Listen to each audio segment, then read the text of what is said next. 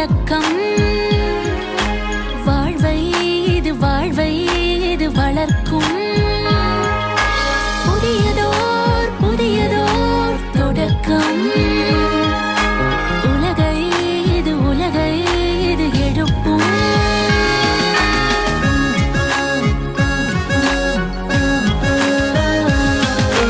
மகிழ்ச்சியை தேடும் மனதிற்கும், ஒற்றுமை தேடும் உறவுக்கும், நிம்மதி தேடும் யாருக்கும், அன்பை தேடும் மனிதர்க்கும். புதியதோர் தொடக்கம்.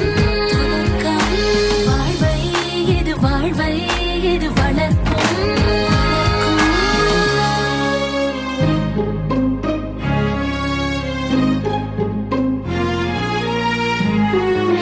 தோல்வியின் வலிகளை மறந்திட, வெற்றியின் படிகளில் ஏறிட,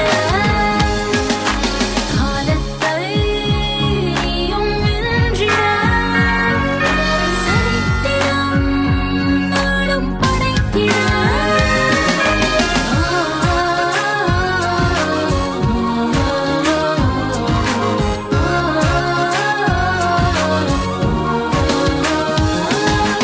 புதியதோர் தொடக்கம். வாழ்வை இது வளர்க்கும். புதியதோர் தொடக்கம். உலகை இது எழுப்பும்.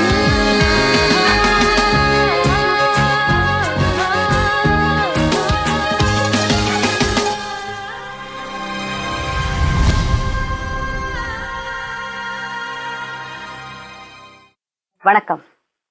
ஓம் சாந்தி. இந்த புதியதோர் தொடக்கம் என்னும் நிகழ்ச்சியில் மீண்டும் உங்களை சந்திப்பதில் மிகவும் மகிழ்ச்சி அடைகிறேன். இன்று நாம் சிவ ஜெயந்தியை பற்றி தெரிந்து கொள்ள இருக்கிறோம். சிவ ஜெயந்தி அன்று மக்கள் என்ன செய்கிறார்கள்? சிவன் கோயிலுக்கு செல்கிறார்கள், பூஜை செய்கிறார்கள். இதை பற்றி நமக்கு விளக்க கூற வருகிறார் நமது பிரம்மகுமாரி சகோதரி ஸ்வர்ணலட்சுமி அவர்கள். இவர்கள் கடந்த 14 ஆண்டு காலமாக இந்த ராஜயோக பயிற்சியை பயின்று வருகிறார். கடந்த 10 ஆண்டு காலமாக தன்னை முழுமையாக இந்த இறைப்பணியில் அர்ப்பணித்துக் கொண்டுள்ளார்.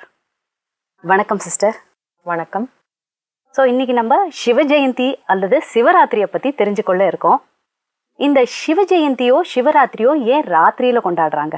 உலகத்துல எல்லாருடைய அவதாரத்தை அல்லது பிறப்பை நாம ஜெயந்தி என்ற வார்த்தையினால பொதுவாக குறிப்பிடுற வழக்கம் இருக்கு. அதாவது உதாரணத்திற்கு பார்த்தோம்னு சொன்னா ஸ்ரீ கிருஷ்ண ஜெயந்தி என்று சொல்றோம். கரெக்ட். ஸ்ரீராம நவமி என்று சொல்றோம். காந்தி ஜெயந்தி என்று சொல்றோம். ஹனுமத் ஜெயந்தி என்று சொல்றோம்.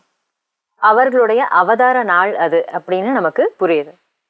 ஆனால் சிவ ராத்திரி என்று சிவனுக்கு மட்டும் ராத்திரி என்று வித்தியாசமாக குறிப்பிடும்.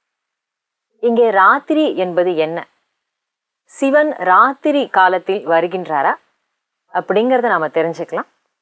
ராத்திரி என்பது அஞ்ஞான இருட்டு நிறைந்திருக்கின்ற காலம். அதிலேயும் அஞ்ஞானம் என்று சொல்லும்போது தன்னையே தான் யார் என்று முழுவதுமாக மறந்துவிட்ட அஞ்ஞானம். அப்பேற்பட்ட இருள் சூழ்ந்த நேரத்துல சிவனாகிய பரமாத்மா பூமிக்கு வருகின்றார். இருளை நீக்கி ஞான ஒளியை கொடுக்கின்றார். அதனால சிவராத்திரி என்று சொல்றோம். ஓகே. இந்த சிவராத்திரி அன்னைக்கு ஏன் மக்கள் உபவாசம் இருக்காங்க, கண் வேற விழிக்கிறாங்க? எதுக்காக அப்படி செய்யறாங்க? சிவராத்திரி அன்றைக்கு பூஜைகளும் செய்யறாங்க, கண் விழிக்கிறாங்க. கண் விழிச்சு என்ன பண்றாங்க அப்படின்னா, அதாவது தொலைக்காட்சியில சிவன் பற்றிய பக்தி படங்களை பார்ப்பார்கள் அல்லது சிவனுடைய கதைகளை படிப்பார்கள். கஷ்டப்பட்டு எப்படியாவது அன்று ஒரு நாள் கண் விழிச்சிடணும்.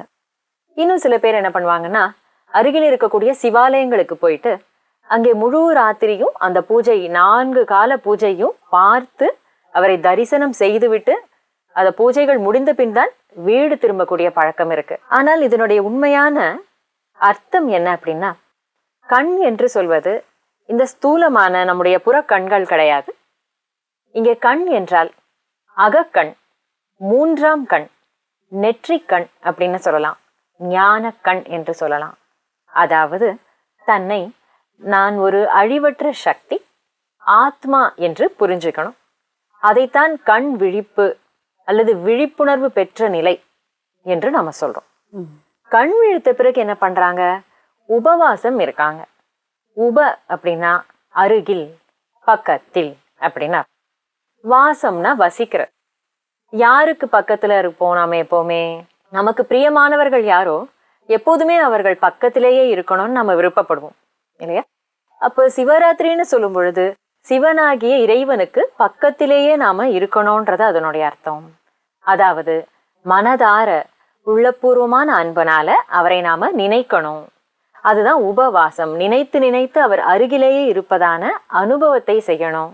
இதை பத்தி நான் நிறைய புராண கதைகள் கேள்விப்பட்டிருக்கேன். யாரெல்லாம் இந்த சிவராத்திரி நோன்பு இருக்கிறாங்களோ, விரதம் இருக்காங்களோ, அவங்களுக்கு கிடைக்கக்கூடிய பலன்கள், இதை பத்தி நீங்க ஏதாவது விளக்கி கூற முடியுமா? ரொம்பவும் அதிகமாக பிரபலமாக உள்ள கதை என்ன அப்படின்னா, ஒரு வேடனுக்கு அருள் கிடைத்த கதை ஒன்று இருக்கு. அது சிவராத்திரியினுடைய முக்கியமான ஒரு கதை. இது ஒரு வேடன் காட்டுல வந்துட்டு வேட்டையாடுறதுக்காக போவார். அன்று நாள் முழுவதும் அவருக்கு சரியான இறை எதுவும் கிடைக்காது, வேட்டை பொருள் எதுவும் கிடைக்காது. ஒரு மரத்தின் மேல அவரு உட்கார்ந்துருப்பாரு. வில்வ மரமாக இருக்கும் அது. அது அவருக்கு தெரியாது. 4 மான்களை வந்துட்டு வேட்டையாடுறதுக்கு குறி பார்ப்பார். அப்ப அந்த மான்கள் தெரிந்து கொண்டு அவரிடம் வந்து ஏதோ காரணத்திற்காக இன்று எங்களை வந்து விட்டுடுங்க, நாளை கண்டிப்பாக நாங்கள் வரோம், வரவில்லை என்றால் அது வந்து பாவமாகிடும், அதனால கண்டிப்பாக வருவோம் என்று கெஞ்சி கேட்கும். உடனே அந்த வேடனும் கொஞ்சம் இரக்கப்பட்டு விட்டு விடுவார். சரின்னு மான்கள் போயிடும். அப்ப அதற்குள்ள ரொம்ப களைப்பாகிடும் வேடனுக்கு. மரத்தின் மேல உட்கார்ந்திருப்பார். உட்கார்ந்தவர் அப்படியே கண்ணுறங்கிடுவார். பசியாக இருக்கும், தாகமாக இருக்கும். வேடனுடைய கையில ஒரு அந்த தண்ணீர் பை வந்து இருக்கும். ஆனால் அதுல ஒரு சின்ன ஓட்டை, ஒரு லீக்கேஜ் இருந்த காரணத்தினால சொட்டு சொட்டா அந்த தண்ணீர் வந்து கீழே சொட்டி சொட்டி அதுவும் காலியாகிடும். ஸோ எந்த விதமான உணவு இல்லை, தண்ணீரும் இல்லை. இப்போ அன்று முழுவதும் பார்த்தா அவருக்கு என்ன செய்யணும்னு தெரியாது. மரத்தினுடைய இலைகளை ஒவ்வொன்றாக வந்து பீத்து போட்டுக்கொண்டே இருப்பார். இப்படியாக அந்த பொழுது முழுவதும் முடிஞ்சிடும். காலையில பார்த்தா வேடன் கிட்ட அந்த 4 மான்கள் வந்து நிற்கும். வேடனுக்கு மனம் ரொம்ப ரொம்ப அவற்றை பார்த்து ரொம்ப ஒரு இழகிடும். அதாவது ஆஃப்டர் ஆல் விலங்கினத்திற்கு கூட இவ்வளவு ஒரு சத்திய நெறி இருக்கிறதே அப்படின்னு அவர் நினைப்பார். இனிமேல் வந்து மிருகவதை செய்வதில்லை, கொலை செய்வதில்லை அப்படின்று ஒரு விரதமும் அவர் எடுத்துருவார். அப்போ அவருக்கு அந்த அசரீரி வாக்கு ஒலிக்கும். சிவகணம் என்ன வாக்கு சொல்லும் அப்படின்னா, நீ வேடனாக இருந்தால் கூட மகா சிவராத்திரி அன்று வில்வ இலைகளை போட்டு என்னை பூஜை செய்திருக்கின்றாய். அது மட்டும் இல்லாம தண்ணீரால என்னை அபிஷேகம் செய்திருக்கின்றாய். ஆனால் அவனுக்கு தெரியாது, இந்த மரத்துக்கு அடியிலே ஒரு லிங்கம் இருந்திருக்கும். அப்ப தெரியாம நம்ம செய்யற நன்மைக்கு கூட பலன் இருக்குன்னு சொல்ல வரீங்க? அவசியமாக இருக்கு. அதனால அந்த வாக்கு என்ன சொல்லும், என்ன சொல்லி முடிக்கும் அப்படின்னா, இதனால் உனக்கு கண்டிப்பாக கைலாய பதவி கிடைக்கும், அவ்வுலகத்தின் அருள் கிடைக்கும் அப்படின்னு சொல்லி முடியும். அதாவது வேடன் என்பவர் பார்த்தோம்னா தினசரி மிருகங்களை கொன்று தின்று தன் பிழைப்பை அவர் வாழ்க்கையை நடத்துகின்றார். அது அவருடைய வாழ்க்கை எப்படி. ஆனால் அவருக்கு கூட தெரியாமலே செய்தால் கூட இறைவனின் அருள் கிடைக்கின்றது அப்படிங்கிறது மகா சிவராத்திரியனுடைய மகிமையை சொல்கின்ற கதையாக இருக்கு. ஏக வில்வம் சிவார்ப்பணம் என்று சொல்வார்கள். ஒரு வில்வ இலையை அவருக்கு அன்று அர்ப்பணம், மனதார அன்புடன் அர்ப்பணம் செய்தால் கூட ஈசன் குளிர்ந்து விடுவார், நம்மை வரங்களால நிரப்பி விடுவார் என்பது நம்பிக்கை. ஆனா சிவனை பற்றி உலகத்துல நிறைய பேருக்கு நிறைய விஷயங்கள் தெரியாம இருக்கு இந்த காலத்துல. இப்ப பாருங்க, ஒவ்வொரு கோயில்லையும் சிவனுக்கு ஒரு பேர் சொல்றாங்க. அமர்நாத்துங்கிறாங்க, போலாநாத்துங்கிறாங்க, சோம்நாத்துங்கிறாரு. அவருடைய நிஜ பேரு தான் என்ன, எதுக்காக அப்படி ஒரு பேர் சூட்டியிருக்காங்க? ஒரு வீட்டுல ஒரு குழந்தை இருக்குன்னு வச்சுக்கோங்களேன். அந்த சின்ன குழந்தையை பார்த்து அவங்க பாட்டி செல்லமே என்று சொல்லலாம், அம்மா வந்து பட்டேன்னு சொல்லலாம், முத்தேன்னு சொல்லலாம், அப்பா வந்து என் கண்ணேன்னு சொல்லலாம். குழந்தைக்கு அப்படின்னு உண்மையான அதனுடைய ஒரிஜினல் பெயர் அப்படின்னு ஒன்று இருக்கும் இல்லையா, நிஜ பெயர் என்று. அதே போலதான் சிவன் அப்படிங்கிறவருக்கு உலகம் முழுக்க இருக்கக்கூடிய ஆயிரக்கணக்கான வழிபாட்டு ஸ்தலங்கள்ல வெவ்வேறு பெயர்களால நாம் அவரை அழைக்கிறோம். அதாவது வைத்தியநாத் என்று சொல்றோம், அமர்நாத் என்று சொல்றோம். அமரத்துவத்தை நமக்கு வழங்குபவர், ஆத்மா அமரத்துவம் வாய்ந்தது, அழிவற்றது என்ற உண்மையை நமக்கு போதிப்பவர். அது மாதிரி போலாநாத் என்று சொன்னால் கள்ளம் கபடமற்றவர் அப்படின்னு அர்த்தம். எந்த விதமான கள்ளம் கபடம் இல்லாமல் தன்னிடம் இருப்பதை உலகம் முழுவதும் இருக்கின்ற தன் குழந்தைகளுக்கு, ஆத்மாக்களுக்கு வழங்கக்கூடியவர்னு சொல்லலாம். அதற்கப்புறம் இன்னும் பல பெயர்கள் இருக்கு இல்லையா. காசியில விஸ்வநாதர் என்று சொல்றோம். விஸ்வத்திற்கே நாதர், முழு உலகத்திற்கு ஆட்சி செய்யக்கூடியவர், நாதராக விளங்குகின்றார், தலைவராக விளங்குகின்றார். இப்படி ஆயிரக்கணக்கான ஸ்தலங்கள்ல ஒவ்வொன்றிலும் மிக அன்புடன் ஒவ்வொரு பெயர் வைக்கப்பட்டிருக்கிறது. அவை அவருடைய திருவிளையாடல்கள் அல்லது அவர் நிகழ்த்திய அந்த அந்த பக்திக்கு சான்றாக, மக்களுடைய பக்திக்கு சான்றாக அந்த பெயர்கள் எல்லாம் வந்துட்டு விளங்குகின்றன சொல்ல முடியும். உண்மை பெயர் சிவன். அந்த வார்த்தை சிவா என்ற வார்த்தை வடமொழி சொல். அதனுடைய அர்த்தம் பார்த்தோன்னு சொன்னா ஷிவ் அல்லது சிவா அப்படின்னா கல்யாணக்காரி, மங்களக்காரி, நன்மைகள் செய்பவர் என்று அர்த்தம். அதற்கு வேறு சில அர்த்தங்கள் கூட இருக்கு.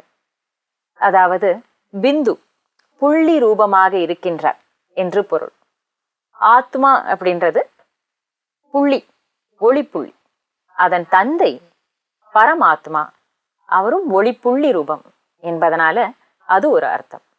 இதை தவிர விதை ரூபமானவர். எதுக்கு விதையா இருக்காரு சிஸ்டர்? நீங்க எல்லாமே காரண பெயர்னு சொல்றீங்க, எதுக்காக விதையா இருக்காரு? அதாவது மரத்தை வைத்தவன் தண்ணீர் ஊற்றுவான் என்று கூறுவார்கள். மரம்னா இங்க என்னன்னு நினைக்கிறோம்? நம்ம சாலைகள்ல பார்க்கிறோமே, அந்த வீட்டுல வச்சிருக்கிறோமே, அந்த மரம் இல்லை. மரம் என்றால் படைப்பு, முழு சிருஷ்டி, கிரியேஷன் என்று நம்ம சொல்லலாம். இந்த கிரியேஷனை, படைப்பை உருவாக்கி இருக்கின்ற சிருஷ்டிகர்த்தா, படைப்பவர் யாரோ அவருக்கு அதை படைக்கவும் பராமரிக்கவும் காக்கவும் தெரியும் என்பதனால அந்த ஒரு வாசகம் சொல்லப்படுறது. அந்த அளவுல பார்க்கும்போது மரத்தினுடைய ஆதாரம் சின்ன விதை, கண்களுக்கு தெரியாத விதை. அதுபோல் இந்த சிருஷ்டி நம் கண்களுக்கு தெரிகின்றது, அதை படைத்தவர் கண்களுக்கு தெரிவதில்லை, சின்னஞ்சிறு விதை ரூபத்தில் இருக்கின்றார். அதனால இதெல்லாம் அந்த பேருக்கு அர்த்தம். சோ அவருடைய பேர் எல்லாமே காரண பெயர்கள்னு சொல்ல வரீங்க. அதனால அவர் பண்ற ஒவ்வொரு காரியத்தின் அடிப்படையில அவருக்கு பேர் வச்சிருக்காங்க. சரி, ரொம்ப அழகா இருந்தது சிஸ்டர்.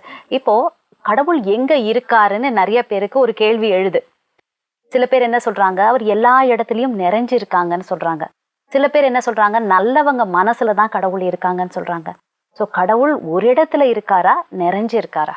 இறைவன் எப்போதுமே நல்லவர்கள் உள்ளத்தில், மனதில் வாழ்கின்றார் அப்படிங்கிற நீங்கள் சொல்லுகின்ற வார்த்தை வந்துட்டு மிகச் சரியான வார்த்தை.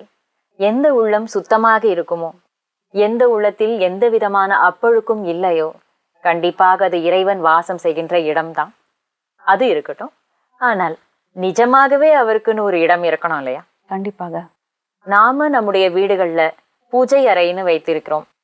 அந்த பூஜை அறையை எப்படி நம்ம மெயின்டைன் பண்றோம்? ரொம்ப சுத்தமா வச்சிருப்போம். கடவுள் இருக்கிற இடம்ன்றதுனால டெய்லி சுத்தம் பண்ணி அந்த இடத்த கிளீனா வச்சிருப்போம். சரி, பூஜை அறையே நாம சுத்தமாக வச்சிருக்கோம். பூஜை அறையில நாம எதை வச்சிருக்கோம்? அவருடைய உருவங்களை, சின்ன சின்ன ரூபத்தை போட்டோ ரூபத்துல வச்சிருக்கோம், புகைப்பட ரூபத்திலையும், இன்னும் சின்ன சிற்பங்களாக கூட நாம வைக்கிற பொம்மைகள் ரூபத்திலையும் வைக்கிற வழக்கம் இருக்கு. அதையே அவ்வளவு சுத்தமாக வைத்திருக்கிறோம் எனும் பொழுது கொஞ்சம் யோசிச்சு பாருங்க, அவருடைய இருப்பிடம், நிஜமான இருப்பிடம் எவ்வளவு சுத்தமாக இருக்கணும். அது எங்க இருக்குன்னு சொன்னா, இந்த உலகத்தை தாண்டி அந்த உலகம், மேல் உலகம் என்று சொல்றோம், சிவலோகம் என்று சொல்றோம், முக்தி லோகம் என்றும், பரந்தாமம் என்றும், சாந்தி தாமம், அமைதி நிறைந்த இடம் என்றும் சொல்றோம். பரந்தாமன் இருக்கின்ற இடம், பரமாத்மா இருக்கின்ற இடம் என்பதனால அந்த பரந்தாமம், அவ்வுலகம், அனைத்திற்கும் அப்பாற்பட்ட உலகம் என்ற பெயர், அதுக்கு பொருள் அதற்கு வந்துட்டு இருக்கு. அது எப்படி இருக்குன்னா, ஒரு செம்பொன் நிறத்தாலான ஒளி உலகமாக இருக்கின்றது. அதுல எந்த விதமான அசுத்தம் என்பதே கிடையாது, மனிதர்கள் கிடையாது. அது ஆத்மாக்களுடைய வீடு, ஆத்மலோகம் என்றும் அதற்கு வேறொரு பெயர் இருக்கு. சில பேர் அதை பிரம்மலோகம் என்றும் பிரம்ம தத்துவம் என்றும் பிரம்மாண்டம் என்றும் கூட சொல்றாங்க. அப்ப இதை இந்த கண்ணால அதை பார்க்க முடியுமா? அந்த உலகத்தை நம்ம எப்படி தெரிஞ்சுக்கிறது? எல்லாரும் அந்த உலகத்துக்குள்ள போலாமா? ஏன்னா எல்லாருமே இறைவனை அழைக்கும் பொழுது எப்படி அழைக்கிறாங்க? அதாவது நாம குறிப்பிட்ட தர்மத்தை சேர்ந்தவர்கள் என்று சொல்ல வரல.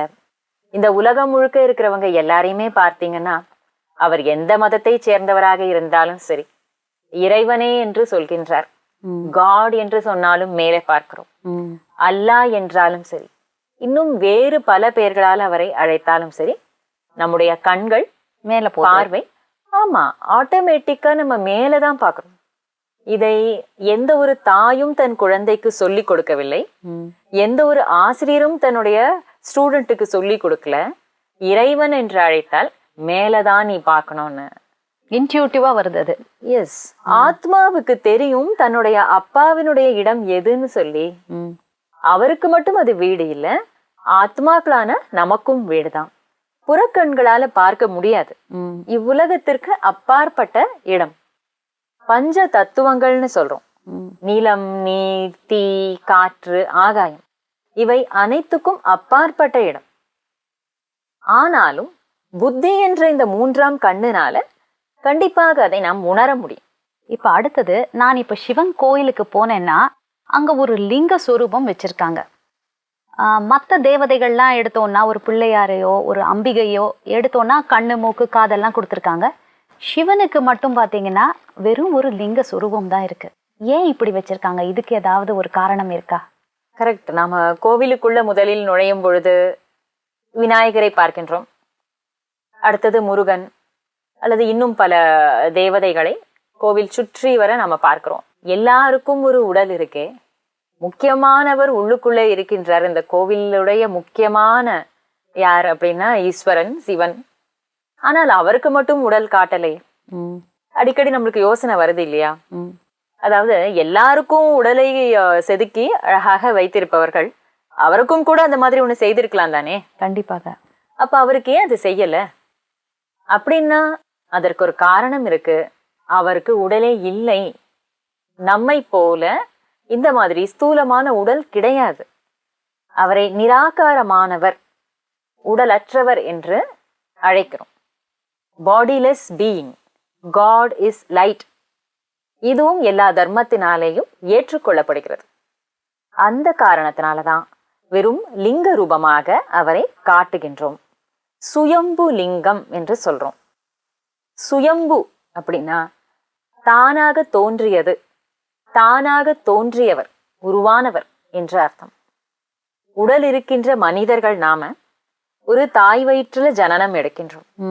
நமக்கு பெற்றோர்கள், அதாவது பிசிக்கல் பேரண்ட்ஸ் இருக்கிறார்கள். கரெக்ட் இல்லையா? ஆனால் இறைவனுக்கு பேரண்ட்ஸ்ன்னு நாம யாரையா சொல்ல முடியுமா? கண்டிப்பாக சொல்ல முடியாது. அதுதான். சோ யார் ஒருவருக்கு தாயும் தந்தையும் என்று யாருமே இல்லையோ, உலகம் மொத்தத்தில் இருக்கின்ற எல்லா ஜீவாத்மாக்களுக்கும் அவரே தாயும் தந்தையுமாக இருக்கின்றார். அதனாலதான் அம்மையே அப்பா என்று அம்மையாகவும் அப்பனாகவும் இருப்பதால பாட்டு நாம பாடுறோம். சோ இதனாலதான் நாம அவர் இருக்கிறது ஒளி புள்ளி ரூபம், ஜோதி ஸ்வரூபம், ஜோதிர் பிந்து ஸ்வரூபம் அல்லது ஒளி புள்ளி ஸ்வரூபம் என்று நம்ம சொல்லலாம். பிடித்து வைக்கப்பட்ட லிங்கம், லிங்கமாக காட்டுறோம். அந்த லிங்கத்துல பாத்தீங்கன்னா எப்படி இருக்கு லிங்கம்? அதன் மத்தியில நெற்றியில 3 பட்டைகள், விபூதி பட்டைகள் நம்ம போட்டிருக்கோம். மத்தியில ஒரு பொட்டு கூட வைத்திருக்கோம் இல்லையா? அந்த 3 பட்டைகளுக்கு அர்த்தம் என்னன்னா ஆக்கல், காத்தல், அழித்தல்னு கேள்விப்படுறோம். அதான் காட்னு சொல்றோம்னு நினைக்கிறேன். Correct. G for generation, O for operation, D for destruction. இந்த 3 தொழில்களையும் 3 தேவதைகள் மூலமாக பிரம்மாவின் மூலமாக புதிய உலகை ஆக்குதல், விஷ்ணுவின் மூலமாக ஆக்கப்பட்ட உலகத்தை காத்தல் மற்றும் சங்கரரின் மூலமாக தீமை நிறைந்த உலகத்தை அழித்தல் என்ற 3 தொழில்களை செய்கின்றார். அது மட்டும் இல்லாமல் திரிகால தரிசி என்று சொல்றோம். 3 காலங்களை உணர்ந்தவர் என்ற அர்த்தம். நிகழ்காலம் சொல்றோம், வருங்காலம் சொல்றோம், கடந்த காலம். இந்த 3 காலங்களையும் உணர்ந்திருக்கின்ற காரணத்தினால, அதாவது முழு சிருஷ்டிக்கினுடைய இந்த விஷயங்களை தெரிந்துள்ள காரணத்தினால 3 பட்டைகள் இடப்படுறது. மத்தியில இருக்கின்ற பொட்டு எதை குறிக்கிறதுனா, அவரும் ஒரு ஆத்மா, உயிரோட்டம் உள்ள ஒரு சக்தி என்பதை குறிக்கிறதுனால நெற்றி நடுவில் பொட்டு வைக்கப்பட்டிருக்கு. நாம கூட பொட்டு வைக்கிறோம் இல்லையா, பொதுவாக நெற்றி நடுவுல பொட்டு வச்சிருப்போம். அது என்ன அப்படின்னா, அழிவில்லாத ஒரு திலகம், நமக்கு ஆத்மா என்ற திலகம் உள்ளுக்குள்ளே இருக்கின்றது. அதை ரெப்ரசன்ட் பண்றதுக்காக தான் வெளியில இந்த திலகத்தை நாம வைக்கிறது உண்டு. அவர் என்ன வேலை செய்யறாரு, கடவுளுக்கு என்ன வேலை இருக்கு? இப்ப நம்ம சொல்ற போது என்ன சொல்றோம், கடவுள் இது செஞ்சாரு அது செஞ்சாரு. நிறைய பேர் என்ன பண்றாங்க, கோயில்ல போய் திட்டுறாங்க, கடவுளை ஒன்னாலதான் எனக்கு இந்த மாதிரி ஒரு கஷ்டம் வந்தது. அந்த நேரங்கள்ல தான் நம்ம நிறைய கடவுளை நினைக்கிறோம். நம்மளுக்கு நல்லது வரப்போது நம்ம என்ன நினைக்கிறோம், இது என்னுடைய முயற்சியால எனக்கு இது கிடைச்சிருச்சுன்னு நினைக்கிறோம். ஆனா ஒரு கஷ்டம் வரப்போது கடவுளாலதான் இது நடந்தது அப்படின்னா, அவருடைய தொழில் தான் என்ன, தீமையே அவர் தராரா குழந்தைகளுக்கு? பாருங்களேன், இது எவ்வளவு ஒரு ஆச்சரியமான ஒரு விஷயமாக இருக்குன்னு சொல்லிட்டு.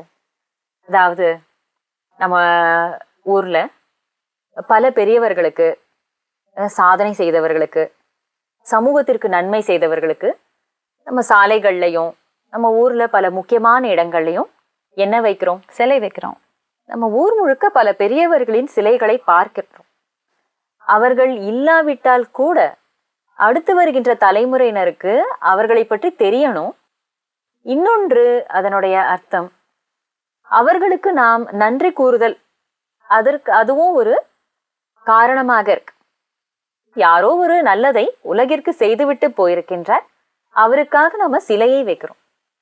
அப்ப கோவில்ல நாம என்ன பார்க்கிறோம், அதே மாதிரி சிலை, சிற்பங்கள், பிரதிமைகள், தேவதை அபிஷேகமும் பண்றோமே அவருக்கு. ஆமா, நாம யோசிச்சு பார்த்தோம்னு சொன்னா, கெட்டது பண்றவங்களுக்கு நாம அதெல்லாம் செய்வோமா? கண்டிப்பா செய்ய மாட்டோம். அதனால அதிலிருந்தே விளங்குகின்றது, முன்னமே சொன்னது போல சிவன் என்ற வார்த்தைக்கே நல்லது செய்பவர்னு அர்த்தம்.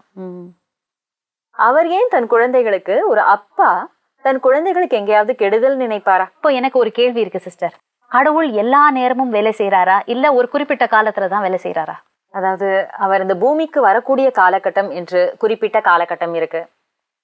ஸ்ரீமத் பகவத்கீதையில சொல்லி இருக்கிறதை போல, எப்போதெல்லாம் அதர்மம் தலை தூக்குகின்றதோ, தர்மத்திற்கு எப்போதெல்லாம் தொல்லைகள் ஏற்படுகின்றதோ, அப்போதெல்லாம் தீயவரை அழித்து நல்லவர்களை காப்பதற்காக, அதர்மத்தை அழித்து சத்திய தர்மத்தை மீண்டும் நிலைநாட்டுவதற்காக யுகம் யுகம் தோறும் நான் வருகின்றேன், இப்படி சொல்லப்பட்டிருக்கு.